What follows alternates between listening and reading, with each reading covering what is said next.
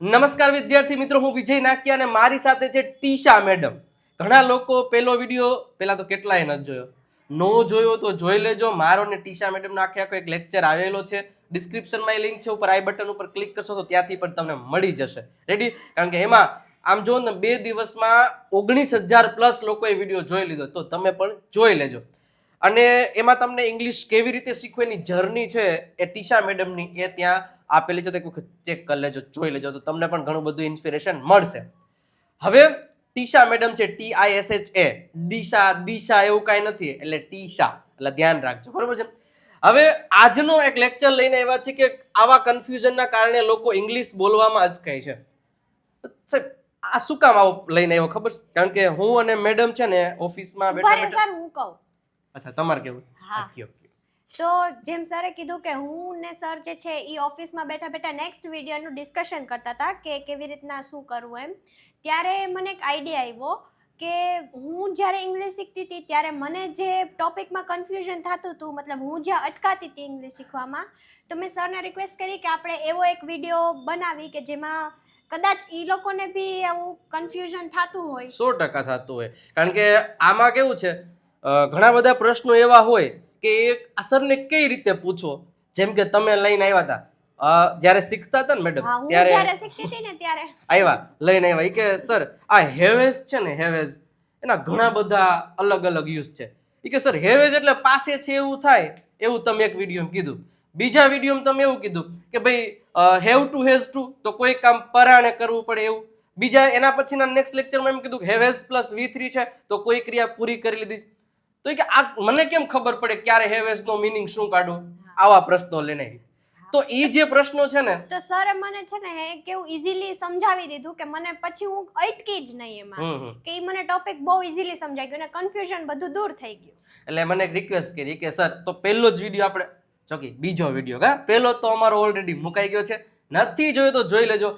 અને ખાસ મિત્રો આજના લેક્ચરમાં એમને જે એના જે ઇક્વેશન લઈને આવ્યા હતા ને મેડમ, હવે તો મેડમ જ કહીશ, એટલે જ્યારે આવ્યા હતા ને એ જ ક્વેશ્ચન છે મેડમ મને પૂછશે, અને ફરી એક વખત હું એને એક્સપ્લેનેશન આપીશ જે તમને પણ કન્ફ્યુઝન થતું જશે, બરોબર? તો એનું સોલ્યુશન આજે તમને મળી જશે. ઓકે, તો વિડીયોની શરૂઆત કરીએ એની પહેલા આપણી પરંપરા હોય છે, વિડીયોને લાઈક કરી દેજો, શેર કરી દેજો અને ચેનલને સબસ્ક્રાઇબ કરી દેજો. હા, અને વિડીયો ઉપર આપણે કેટલી 1000 લાઈકનો ટાર્ગેટ રાખેલો છે? 1000. હા, બસ 1000 જ છે, અને આમ પૂરી કરી દેશે, જોજો તમે. અને નેક્સ્ટ વિડીયો મેડમનો ત્યારે જ આવશે, કારણ કે મેં ઓલામાં કીધું હતું 2000 લાઈકનો ટાર્ગેટ પૂરો થશે પછી અમે નેક્સ્ટ લેક્ચર લઈને આવશું. તો થઈ ગયો, તો આવ્યા. ઓકે, તો મેડમ શરૂઆત કરીએ, બરોબર છે. અહીંયા તમે મને પ્રશ્ન પૂછશો અને હું એનું એક્સપ્લેનેશન આપીશ, અને આ લોકોને બધી એની માહિતી મળતી રહેશે. ચલો તો શરૂઆત કરીએ. તો સૌથી પહેલા લાઈક, સબસ્ક્રાઇબ અને વિડીયોને શેર કરી દેજો. અને અમારું એક સ્લોગન હોય છે કે કોમેન્ટ બોક્સમાં જો વિડીયો સારો લાગે તો તમે કોમેન્ટ કરી શકો છો, અથવા તો કાંઈ નહીં તો એક લાલ કલરનું હાટડું, ઓલું દિલડું કે ને એનું એટલે હાટડું છે, મતલબ કે લાલ કલરનું હાર્ટ છે, એ તો ફરજિયાત મૂકી જ દેવાનું છે. ઓકે, તો આટલું તમારે કરી દેવાનું રહેશે. ચલો મિત્રો, તો હવે સૌથી પહેલા આગળ વધીએ તો તમારો પહેલો ક્વેશ્ચન કયો છે? કે એ જ કે જે હેવેજ વાળો તમને લઈને આવ્યા હતા એ જ પૂરો સમજી દો. ઓકે, ચલો મેડમ, જે તમને કન્ફ્યુઝન તો ક્લિયર મેં કરાવી દીધું હતું તમારા ઓફિસમાં, બટ આ લોકોને જે કન્ફ્યુઝન છે એ ક્લિયર કરાવી દો. જોજો તમે 2 થી 4 પ્રશ્ન જ અમે લઈને આવશું, પણ એવા છે એના સોલ્યુશન હું તમને આપવાનો છું કે કોઈ દી તમને ભૂલાશે નહીં, કે તમે આગળ જ્યારે તમને કોઈમાં બી કન્ફ્યુઝન હોય તમારું ક્લિયર થઈ જશે. એ 100%. જેમ તમારું થયું હતું કે નહોતું? થયું હતું ને સર. હા, તો આ એનો પ્લાન છે, આ એનું મતલબ પ્લાનિંગ છે સર, આ રીતે એક બનાવો, કારણ કે આમાં લોકોને ઘણો બધો ફાયદો થશે. તો આપણે લઈને આવી ગયા. મેડમ હવે કેવું હોય ખબર છે, એક છે હેવ અને એક છે હેઝ. આ બેમાં સૌથી વધારે લોકોને કન્ફ્યુઝન હોય.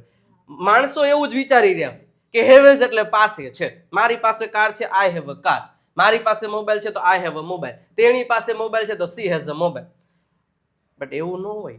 હેવેઝની બાજુમાં જે શબ્દ બેસે ને એના ઉપરથી આનો મિનિંગ નીકળી જાય. માની લો કે જો આ પહેલો એક્ઝામ્પલ આવો કે સબ્જેક્ટ હેવેઝની બાજુમાં ઓબ્જેક્ટ આવી જાય ને તો મતલબ આનો મિનિંગ શું થાય? તો કે કોઈ બીમારી હોય, માની લો કે મને તાવ આવે છે તો આઈ હેવ અ ફીવર. મારે એક ભાઈ છે તો આઈ હેવ અ બ્રધર. મારે એક બહેન છે તો આઈ હેવ અ સિસ્ટર. થશે? હા, અને મારી પાસે કાર છે તો આઈ હેવ અ કાર. પછી હેવ અને હેઝ ક્યાં લાગે? ઈ તો તમને ખબર જ હોય, નાના ગીગલાને ખબર હોય કે ન હોય? તો આ તમને ખબર હશે. તો ખાસ યાદ રાખવાનું, સબ્જેક્ટની બાજુમાં હેવેઝની બાજુમાં ઓબ્જેક્ટ હોય તો હંમેશા એનો મીનિંગ થાય હેવેઝનો મીનિંગ પાસે છે, અથવા તો કોઈ બીમારી. મારી પાસે લેપટોપ છે તો I have a laptop. તેણી પાસે લેપટોપ છે તો she has a Laptop. Laptop. Ready? આટલું ક્લિયર થાય છે કે નથી થતું? તો ધ્યાન રાખજો. ચલો, આ પેલો આવો મુદ્દો હોય તો જો ખાસ યાદ રાખવાનું, બાજુવાળા બેહવાવાળા ઉપર આધાર રાખે કે આનું કેરેક્ટર કેવું છે. સમજી ગયા? બીજું હતું મેડમનું એવું કે સબ્જેક્ટની બાજુમાં હેવ ને હેઝ તો આવે જ છે, હે, પણ આની બાજુમાં કોઈ પણ ક્રિયા ટુ આવે ને એને પછી ક્રિયાપદનું મૂળ રૂપ આવે ને મેડમ, હે, મેં તમને કીધું તું યાદ હોય તો, હા. કે આવું ક્યાંય આવે ને હેવેઝ ની બાજુમાં જો ઓબ્જેક્ટ નથી, હવે ટુ છે અને એની બાજુમાં ક્રિયાપદનું મૂળ રૂપ છે, તો આવું કઈ આવે તો આ ક્યારે વાક્ય રચના વાપરી શકાય? જ્યારે કોઈ પણ પ્રકારની ક્રિયાઓ આપણે પરાણે કરવી પડે છે. મારે વહેલું ઉઠવું પડે છે, મારે લિપસ્ટિક કરવી પડે છે, મારે ઘરે જવું પડે છે, મારે વાંચવું પડે છે, તેઓને મોબાઈલ ખરીદવો પડે છે, તો મારે પડે. શાક રોટલી ખાવા પડે છે. હા, પીઝા બર્ગર વાળાને શાક રોટલી ખાવા પડે છે. એટલે આવું જ્યારે પરાણે કોઈ કામ થતું હોય ત્યારે આનો ઉપયોગ થશે. તો એક જ સિમ્પલ હેવ અને હેઝ ક્યાં લાગે ખબર પડી ગઈ? એ તો બધાય હરખું જ લાગે. સબ્જેક્ટ ઉપર આધાર છે હેવ અને હેઝ ક્યારે લાગે. તો માની લો કે મારે દોડવું પડે છે તો શું થશે? I have to run. શું થશે? I have to run. અને મારી પાસે માની લો મોબાઈલ છે તો શું થશે? I have a mobile. Ready? આ રીતના થશે. તો આ થઈ ગયું. હવે તેણીને દોડવું પડે છે તો અહીંયા શી હેઝ ટુ રન થશે. રેડી? મારે વહેલું ઉઠવું પડે છે તો મારે એટલે I have to wake up. જો જ્યારે પણ હેવ ની બાજુમાં ટુ હોય ને એની બાજુમાં કોઈ ક્રિયાપદનું મૂળ રૂપ હોય ને એટલે આ વ્યક્તિને આ ક્રિયા પરાયણે કરવી પડે છે. રેડી? ક્લિયર કટ થાય કે ન થાય? હમણાં હું પ્રેક્ટિસ કરાવીશ, તમને એક્ઝામ્પલ આપીશ, એના આન્સર તમારા કોમેન્ટ બોક્સમાં આપવાનું છે. આપશો ને? ત્રીજો પ્રકાર સાહેબ મેડમ એવો હતો કે એક હતું સબ્જેક્ટ, એની બાજુમાં હેવ અથવા તો હેઝ, અને એની બાજુમાં શું હતું? V3 નું રૂપ. જોજો ત્રણેયની વાક્ય રચના અલગ છે. વાક્ય રચના બદલે તો મિનિંગ એ બદલે, આવું મેં સમજાવ્યું. યાદ છે? ઓકે. તો હવે જો આનો મિનિંગ શું થશે? V3 વાળો બધાને ખબર, મોસ્ટલી ખબર જ હશે. ધ્યાન રાખવાનું, ઘણા લોકો મને પૂછે છે, કોમેન્ટમાં પૂછે છે, જે તમારા પ્રશ્ન છે ને એ કોમેન્ટમાં પૂછે છે કે હેવેઝ પ્લસ V3 હોય તો પાસે છે, એવું ન થાય. અહીંયા તમે એમ કહો તો મારી પાસે દોડવું છે, એવું બને? ના બને. એટલે ધ્યાન રાખજો. આપણે એમ કેવું હોય કે તેણીએ સફરજન ખાઈ લીધું છે તો તેણી એટલે શું થાય?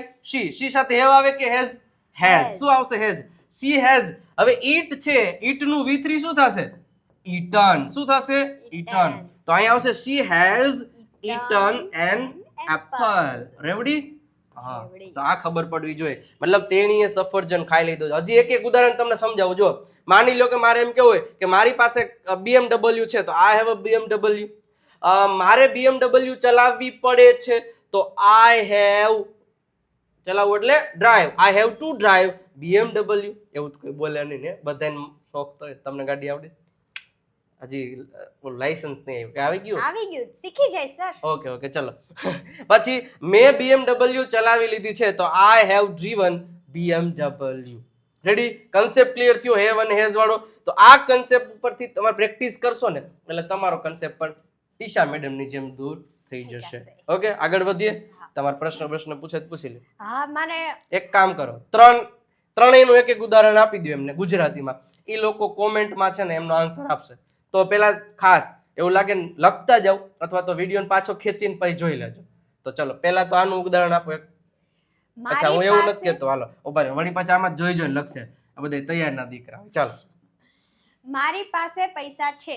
ઓકે, પેલું મારી પાસે પૈસા છે એનું આન્સર કોમેન્ટ બોક્સમાં આપવાનું. ઓકે, નંબર 2, મારે હોમવર્ક કરવું પડે છે. મારે હોમવર્ક કરવું પડે છે. આ નંબર 2. હવે ત્રીજું, હું ઘરે પહોંચી ગઈ છું. હું ઘરે પહોંચી ગઈ છું. મતલબ આમાં જે ત્રણે સ્ટ્રક્ચર હતી ને એ ત્રણે આવી ગઈ છે. હવે આન્સર તમારે કોમેન્ટ બોક્સમાં આપવાનો છે. ટીશા મેડમ છે એ જોઈને અને ચેક કરીને તમને રિપ્લાય આપશે. રેડી? રેડી. ઓકે, ચલો. તો હવે મેડમ નેક્સ્ટ આગળ વધીએ. એના પછીનો પ્રશ્ન, પરંતુ દેવ સત્ય ઇંગ્લિશ ગ્રામર બુક હજી સુધી પરચેસ નથી કરી તો કરી લેજો. ટીશા મેડમ આમાંથી ન શીખા છે તો ખાસ આ નંબર છે મેડમ, થોડાક આમ રહેજો, નંબર દેખાય લોકો 9727292392. પર કોલ કરો, મેસેજ કરો કે કઈ રીતે બુક મંગાવી, અથવા તો નીચે ડિસ્ક્રિપ્શનમાં એમની લિંક આપેલી છે, ત્યાંથી પણ તમે રજીસ્ટ્રેશન કરી શકો છો. અમારી ટીમ છે તમને કોલ અથવા તો મેસેજ કરશે કે કઈ રીતે પેમેન્ટ નહીં કરવું. તો આ બુક હજી સુધી પરચેસ નથી કરી તો કરી લેજો. અંગ્રેજી બોલવા માટે એકદમ સરળ રસ્તો આ બુકમાં આપેલો છે, અને ગુજરાતીઓ માટે તો ખાસ. રેડી? ચલો આગળ વધીએ. ચલો મેડમ, નેક્સ્ટ પ્રશ્ન શું છે?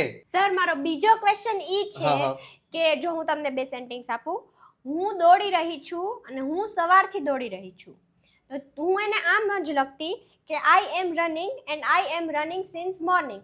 તો જ્યારે હું સર પાસે લઈને આવી તો સરે કીધું કે આમ નો હોય અને આમ નો કરવાનું હોય. હા, એટલે મતલબ ઈ જે બે આવા વાક્યમાં તો આ બહુ ભૂલ કરી. મતલબ હું કહું ને કે ચલો હું અંગ્રેજી બોલી રહ્યો છું તો એનું એ પરફેક્ટ બોલતી આઈ એમ સ્પીકિંગ ઇંગ્લિશ. પણ હું એમ કહું ને હું 2 વાગ્યાથી અંગ્રેજી બોલી રહ્યો તો એમ કે I am speaking I am speaking English since 2 hours અથવા તો સિન્સ 2 o'clock.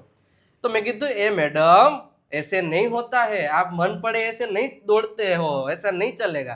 मेरी हिंदी थोड़ी सी वो ऑक्सफोर्ड लेवल की है तो आपको वो थोड़ा manage I know sir. Okay, you know very well. चलो तो હવે આ પ્રશ્નનું સોલ્યુશન જોઈએ છે ને, તમને જ મળી ગયું છે, આ લોકોને આપી દો. જો ખાસ મિત્રો અહીંયા ધ્યાન રાખજો. માની લ્યો કે એમને કીધું કે હું દોડી રહી છું, અને બીજું વાક્ય હતું કે હું સવારથી દોડી રહી છું. તો what is the difference between them? Okay, ચલ તો હવે આ બે વાક્ય છે. હવે આ બે વાક્યમાં તફાવત જો. હવે એક વસ્તુ યાદ રાખવાનું, આ જે છે ને આ ચાલુ વર્તમાન કાળનું વાક્ય કહેવાય છે. યાદ કરો તો ચાલુ વર્તમાન કાળનું એમિઝાર પ્લસ આઈએનજી. બટ આમાં સાહેબ આ શબ્દને કાઢી નાખો તો વૈધું હું દોડી રહી છું. તો મતલબ બે તમને એમ થાય સેમ જ છે, પણ બે સેમ નથી. મેં 1000 વાર શીખડાવ્યું છે પણ આપણે ધ્યાન દીધું ન હોય ને એટલે આવું થાય. રેડી? પણ ધ્યાન રાખજો કે હું દોડી રહી છું એ તમે મેડમ સાચું જ વાક્ય બનાવતા હતા. મતલબ એનું તો વાક્ય આમ જ થાય, આઈ એમ રનિંગ. બરોબર છે? આનું તો આમ જ થાય. बट इसका ऐसे नहीं होता है, आई एम रनिंग सिंस ऐसे नहीं होता है. क्यों? अरे ये वाला वो चालू पूर्ण वर्तमान काल का है. ચાલુ પૂર્ણ વર્તમાન કાળનું વાક્ય આવી રીતે બને. એનું વાક્ય બને આઈ હેવ બીન. શું આવશે? આઈ હેવ બીન દોડવું એટલે રનિંગ સિન્સ સવારથી એટલે કે મોર્નિંગ, તો સિન્સ મોર્નિંગ. રેડી? તો આ રીતે આખું સેન્ટેન્સ બનશે. તો જ્યારે પણ કોઈ ક્રિયા તમે અત્યારે કરી રહ્યા છો તો મતલબ એ ક્રિયા અત્યારે થઈ રહી છે. માની લ્યો કે એમ કેવું કે અમે અંગ્રેજી બોલી રહ્યા છીએ તો વી આર સ્પીકિંગ. હું જોઈ રહ્યો છું, આઈ એમ વોચિંગ. હું હવે મને બોલવા દો સર. ઓકે હાલો બોલો. એમ નહીં, ગુજરાતી તો બોલો પહેલા. ઓકે, એવું કરું છે. હું અંગ્રેજી લખી રહ્યો છું. I am writing English. Okay, હું મૂવી જોઈ રહી છું. I am watching movie. Okay, પછી હું વિચારી રહી છું. I am thinking. હું સમજી રહ્યો છું. I am understanding. હું શીખવાડી રહ્યો છું. I am teaching. Very good. તો આવી જ રીતે બોલવા માટે આ સેન્ટેન્સ ખબર હોવી જોઈએ. સાહેબ બીજું છે ને, મતલબ કે આ હેવ બીન, હવે આમાંય તમને ખબર છે હેવ અથવા તો શું આવે? હેઝ આવે. આપણે હમણાં શીખડાયું. આ જો એક આ રહી ગયું ઓલા હેવેઝમાં. હેવેઝ આવી ગયું, જોયું? મતલબ હેવેઝ પ્લસ બીન પ્લસ આઈએનજી વાળું રૂપ હોય તો ચાલુ પૂર્ણ વર્તમાન કાળનું સેન્ટેન્સ થશે. આ ઓલામાં રહી ગયું પણ અહીંયા આવી ગયું. રેડી? તો ખાસ એક વસ્તુ હું સવારથી દોડી રહ્યો છું તો આ સિન્સ અને ફોર બેમાંથી એક આવે. મતલબ અહીંયા ચોક્કસ સમય હોય તો સિન્સ આવે, અહીંયા અચોક્કસ સમય હોય તો ફોર આવે.